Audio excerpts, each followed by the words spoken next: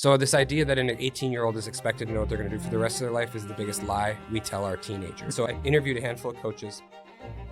I found an individual who helped, and ultimately he helped her come up with a decision-making framework of how to make decisions. When you understand how to make a decision properly, it takes the emotion out of it. I vividly remember I'm standing in the ski shop with her, and I'm asking her all these questions. She's just, it's all emotional and all these kinds of things. And I'm like, these are not decision-making answers to questions. And so she says to me, as I'm asking her, I'm drilling her on all the questions, right? And she says to me, and she says, I don't know how to say this, and I'll be really respectful, but you're being an ass right now.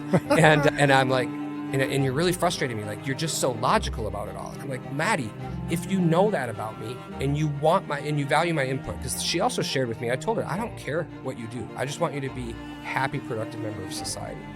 But I need your validation. She literally articulated it to me. I want you to approve this change.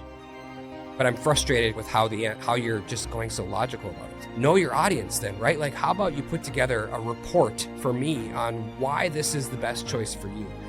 I'm happy to read that and engage in that process with you. And so she took the time, she put together a Google Doc with all these links and all these logical reasons around why she should make this move back to Wisconsin.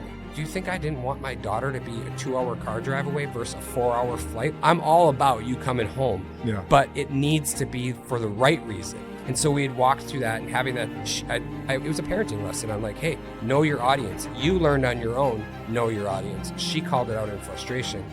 I gave her the advice of, hey, write the Google Doc. And in that, there was so much, like that, she became an adult in my eyes reading that thing. She went from a kid to an adult in that presentation she put together, because that's where she shared she needed my validation, even though she understood that I don't care what my kids do. I don't have this like fake dream of what they're going to be when they grow up. I just want them to understand their faith and have a real relationship with Jesus, and I want them to be productive members of society, whether that's working down the street, living that life in that area, or owning, $1 billion business. I don't care. Just love what you do.